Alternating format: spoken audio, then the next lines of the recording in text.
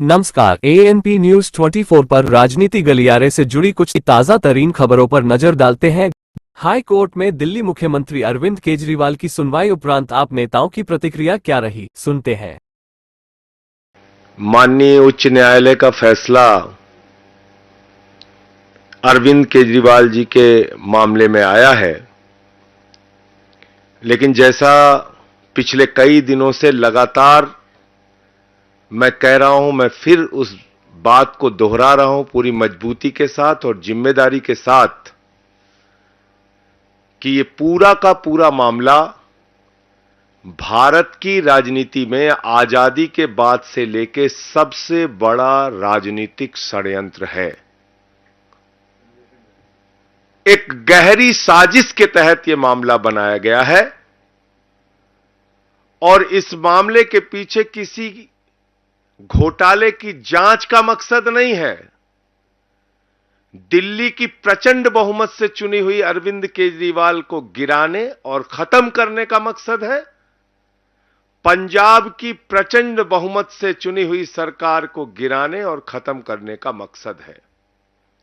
आम आदमी पार्टी की बढ़ती हुई ख्याति को और राष्ट्रीय पार्टी का दर्जा 10 वर्षों में हासिल करने की उपलब्धि को खत्म करने की कोशिश है। क्योंकि शराब घोटाला तो भारतीय जनता पार्टी ने किया है, वहां तो मनी ट्रेल मिल गया, 60 करोड़ का मनी ट्रेल मिल गया, लेकिन कोई कार्रवाई अब तक भारतीय जनता पार्टी के नेताओं पर नहीं हुई। और अरविंद केजरीवाल जी के मामले में झूठे गवाह तैयार किए जाते हैं, बेबुनियाद आरोप लगाए जाते हैं।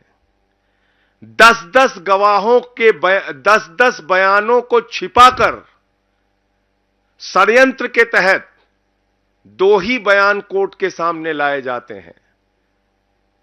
10 बयानों में से 8 बयान छिपाकर मात्र 2 बयान कोर्ट के सामने लाए जाते हैं। और मैं फिर से दोहरा रहा हूं, मगुंटा रेड्डी, राघव रेड्डी के 10 बयान थे। अंतिम 2 बयान में जैसे ही उन्होंने केजरीवाल जी का नाम लिया, तुरंत उसके बेटे को बेल मिल जाती है। और मंगुंटा रेड्डी कौन है? आज की तारीख में वो एनडीए का प्रत्याशी है। आंध्र प्रदेश में नरेंद्र मोदी जी की तस्वीर लगा के वोट मांग रहा है, जिसके ऊपर भारतीय जनता पार्टी और ईडी ने शराब घोटाले का आरोप लगाकर उसकी जांच शुरू की थी। आज वो कैसे मोदी की तस्वीर लगा के वोट मांग रहा है? मुझे जवाब दो भारतीय जनता पार्टी के लोगों। शरद रेड्डी, 12 बयान उसके लिए जाते हैं। अरविंद केजरीवाल जी के बारे में एक शब्द नहीं बोलता। अंतिम 2 बयान में बोलता है, 10 बयान में नहीं बोलता। और जैसे ही 2 बयान में वो नाम लेता है केजरीवाल जी का, उसको तुरंत बेल मिल जाती है और वो छूट जाता है कमर दर्द के नाम पे। ये राजनीतिक षड्यंत्र नहीं तो और क्या है? चंदन रेड्डी नाम के एक गवाह का कान का पर्दा फाड़ दिया गया, हाई कोर्ट में उसने अपील की। समीर महेंद्रू पे दबाव बनाया गया, अरुण पिल्लई पे दबाव बनाया गया, गवाहों को डराया गया, धमकाया गया। और तब यह पूरा मामला केजरीवाल जी के खिलाफ तैयार किया गया। मैं पूछना चाहता हूं भारतीय जनता पार्टी के लोगों से, मैं पूछना चाहता हूं हिंदुस्तान की राजनीति में आजादी के बाद से लेकर अब तक की सबसे भ्रष्ट पार्टी भारतीय जनता पार्टी से और बीजेपी की सरकार से, क्या आप मुझे जरा बताइए कि जब 60 करोड़ का सीधा मनी ट्रेल तुम्हारे खिलाफ मिल गया तो तुम्हारे नेताओं से पूछताछ ईडी और सीबीआई क्यों नहीं कर रही? क्यों नहीं अब तक एलजी ने चिट्ठी लिखी, जांच की? क्या कारण है कि इलेक्टोरल बॉन्ड में इतना हजारों करोड़ का घोटाला सामने आने के बावजूद, जिस कंपनी का मुनाफा 0 है, जिस कंपनी का मुनाफा घाटे में है, मुनाफा तो छोड़िए, जो कंपनी घाटे में चल रही है वो सैकड़ों हजारों करोड़ रुपए आपको चंदा दे रही है। जो फर्जी कंपनियां कागजों में बनी हैं वो सैकड़ों हजारों करोड़ रुपए भारतीय जनता पार्टी को चंदा दे रही हैं। कहां income tax department, CBI, ED क्यों नहीं जांच करती भारतीय जनता पार्टी के नेताओं की? क्यों नहीं पूछताछ होती उनकी? क्यों नहीं गिरफ्तारी होती नहीं उनकी? क्यों नहीं छापे पड़ते उनके यहां? तो इसलिए मैं फिर दोहरा रहा हूं, कि ये पूरा का पूरा मामला एक गहरी राजनीतिक साजिश के तहत अरविंद केजरीवाल जी के खिलाफ बनाया गया है। और जो बयान केजरीवाल जी के पक्ष में थे, वो बयान ईडी ने जानबूझकर भारतीय जनता पार्टी और सरकार के इशारे पर राजनीतिक साजिश के तहत कोर्ट के सामने रखा ही नहीं बयान। तो जब सारे साक्ष्य आप कोर्ट के सामने नहीं रखेंगे तो कैसे न्याय मिलेगा? उस काम में हमारे जो केजरीवाल साहब के वकील हैं वो लगे हुए हैं और लगातार न्यायालय इस बात को देख रहा है। वकील सारे कागजात के इंस्पेक्शन कर रहे हैं। मुझे पूरी उम्मीद है कि माननीय सर्वोच्च न्यायालय से जल्द ही अरविंद केजरीवाल जी को न्याय मिलेगा। तो ईडी ने जो साक्ष्य अरविंद केजरीवाल जी के पक्ष में हैं वो नहीं पेश किए ना। मैंने तो आपको बताया। ये पता कैसे चला? ये कैसे पता चला कि वो साक्ष्य नहीं रखे हैं? खुद ईडी ने कहा कि मंगुंटा रेड्डी राघव रेड्डी के 10 बयान, 8 बयान अनरिलाइड अपॉन डॉक्यूमेंट में। हमारे वकीलों ने कहा कि भाई अनरिलाइड अपॉन डॉक्यूमेंट में क्यों रखा है आपने? 8 बयान अगर आपने दो गवाहों के दर्ज किए, जो आरोपियों के दर्ज किए, जो सरकारी गवाह बने, तो आपने उसको अनरिलाइड अपॉन डॉक्यूमेंट में क्यों रख दिया? छिपा क्यों लिया? भाई ईडी का दफ्तर कोई म्यूजियम तो है नहीं। ईडी का दफ्तर कोई रद्दी की टोकरी की जगह तो है नहीं कि वहां पे आप कागज इकट्ठा कर रहे हैं, रख रहे हैं। आपने कागज इकट्ठा किया है किसी को दोषी साबित करने के लिए ना। तो सारे कागजात आप माननीय न्यायालय के सामने रखिए। क्यों नहीं रखा आपने? तो कोर्ट ने कहा अभी इसी मार्च में, आप सबकी जानकारी के लिए बता दूं, इसी मार्च में ऑर्डर हुआ पिछले महीने कि भाई जो आरोपी का अधिकार है कि उसके खिलाफ जितने भी साक्ष्य आपने रखे हैं, इकट्ठा किए हैं, वो उनके वकीलों को दिखाइए। तब वकील गए हमारे, उन्होंने देखा, वो हैरान हो गए। मतलब एक ही आदमी के आपने 7 बयान लिए, 6 बयान में राघव रेड्डी ने नाम नहीं लिया, 6 आपने छिपा लिया, 1 दिखा दिया। एक ही आदमी के 3 बयान मंगुंटा रेड्डी के आपने लिए, जो इस समय मोदी की तस्वीर लगा के वोट मांग रहा है। सोचिए आप, 2 बयान आपने छिपा लिए, 1 बयान जिसमें केजरीवाल का नाम लिया हो वो रख दिया कोर्ट के सामने। और तुरंत ही जैसे केजरीवाल जी का नाम वो ले रहा है, उसकी बेल हो जा रही, जमानत हो जा रही राघव रेड्डी की। इसी तरीके से शरद रेड्डी का मामला है। 12 बयान उसने दिए, 10 बयानों में केजरीवाल जी का नाम नहीं लिया। अब 6 महीने उसको जेल में रखा। अब हर आदमी संजय सिंह तो है नहीं, 6 महीने में टूट गया वो। उसने दे दिया बयान, केजरीवाल जी के खिलाफ बयान दिया जैसे ही, वैसे ही उसको जमानत मिल गई कमर दर्द के नाम पे।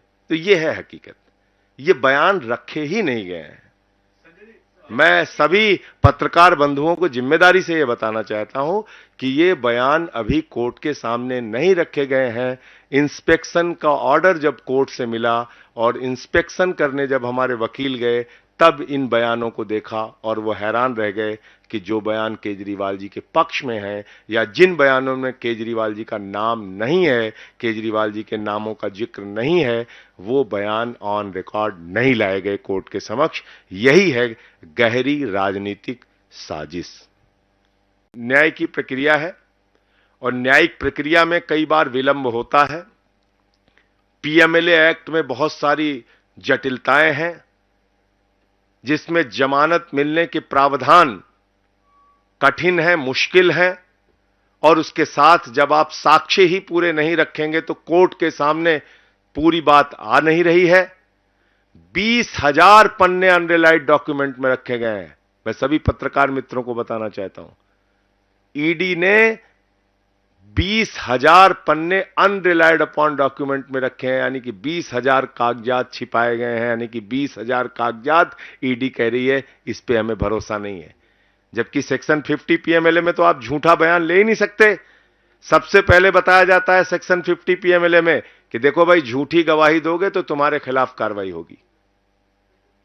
तो किसके खिलाफ कार्रवाई की? अगर 8 बयान किसी आदमी ने दिए और केजरीवाल जी का नाम नहीं लिया, और अचानक जैसे उसने केजरीवाल जी का नाम लिया उसको बेल मिल जा रही है, तो वो 8 बयान झूठे तो है नहीं, क्योंकि वो सेक्शन 50 में दर्ज है। उसको आपने क्यों छिपा लिया? 12 बयान शरद रेड्डी के होते हैं, और आप बताइए शरद रेड्डी 10 नवंबर को अरेस्ट हो रहा है और 15 नवंबर को बीजेपी को 5 करोड़ की रिश्वत दे रहा है, और अपनी गिरफ्तारी से लेकर रिहाई तक 55 करोड़ रुपए की रिश्वत बीजेपी को दे रहा है। उसकी जांच नहीं होगी। तो इसलिए हमें पूरी उम्मीद है कि माननीय सर्वोच्च न्यायालय के समक्ष जब सारे तथ्य, सारे सबूत, गवाहों के सारे बयान जो छिपाए गए हैं वो बयान भी, और उसकी सच्चाई जब माननीय सर्वोच्च न्यायालय के सामने आएगी, तो अरविंद केजरीवाल जी को राहत मिलेगी। वो पूरी तरह से निर्दोष साबित होंगे और वो जल्द ही बाहर आएंगे। ये हमारा भरोसा है, यकीन है। गवाहों को मार पीट के बयान लिए गए हैं, ये ऑन रिकॉर्ड चीजें हैं। हाई कोर्ट तक में उन लोगों ने अपील की है, ये ऑन रिकॉर्ड चीजें हैं, ये कुछ छिपी नहीं है। और कोर्ट के फैसलों में कई बार ऐसा होता है, लोअर कोर्ट का फैसला हाई कोर्ट बदल देता है, हाई कोर्ट का फैसला सुप्रीम कोर्ट बदल देता है, सुप्रीम कोर्ट के 2 जजों का फैसला 3 जजों की बेंच बदल देती है, 3 जजों का फैसला 5 जजों की बेंच बदल देती है, 5 जजों का फैसला 7 जजों की बेंच बदल देती है। और हमारे देश में तो ऐसी सरकार है प्रधानमंत्री नरेंद्र मोदी जी की, जो 5 जजों की संवैधानिक खंडपीठ, संविधान पीठ के फैसले को संसद के अंदर बदल देती है। आपको याद ही होगा, 5 जजों ने फैसला दिया था दिल्ली सरकार के पक्ष में कि सर्विसेज उनके पास होनी चाहिए। बावजूद इसके देश के तानाशाह प्रधानमंत्री ने, देश की तानाशाह सरकार ने दिल्ली के पक्ष में दिए गए, अरविंद केजरीवाल जी के पक्ष में दिए गए, लोकतंत्र और संविधान के पक्ष में दिए गए, प्रचंड बहुमत से चुनी हुई सरकार के पक्ष में दिए गए फैसले को, 5 जजों के सुप्रीम कोर्ट के फैसले को संसद में बदल दिया।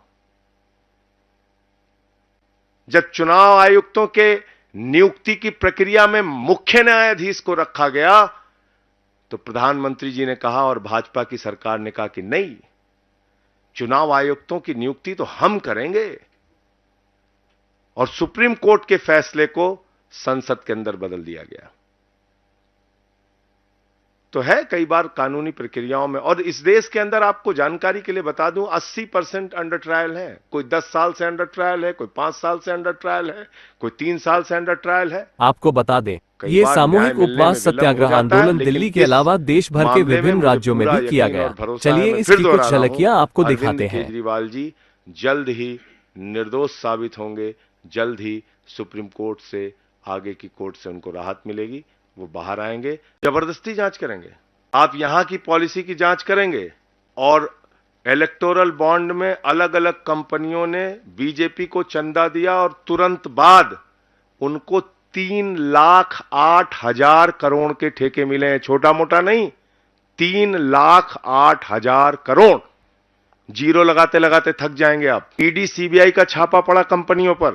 यहां जलंधर या लुधियाना में भी वो कंपनी गेमिंग, कौन सी फ्यूचर गेमिंग करके है वो कंपनी, यहां पे भी उसके ऑफिस वगैरह है। उस कंपनी के यहां ईडी सीबीआई के छापे पड़ते हैं और सैकड़ों हजारों करोड़ रुपए वो बीजेपी को चंदा दे रही है। इसकी जांच नहीं होनी चाहिए? अरविंद केजरीवाल जी की जांच करने के लिए ईडी सीबीआई गामा पहलवान, दारा सिंह, बॉक्सर विजेंदर बन जाती है, और जब बीजेपी की बात आती है तो गजनी मोड में चले जाते हैं, कहें हम तो कुछ याद ही नहीं, हमने कुछ देखा नहीं, हम धृतराष्ट्र हो गए हैं। ये क्या है? सीना ठोक के मिसयूज है, गिरी के साथ मिसयूज है कि ठीक है हम कर रहे हैं तुम्हारी सरकार गिराने के लिए।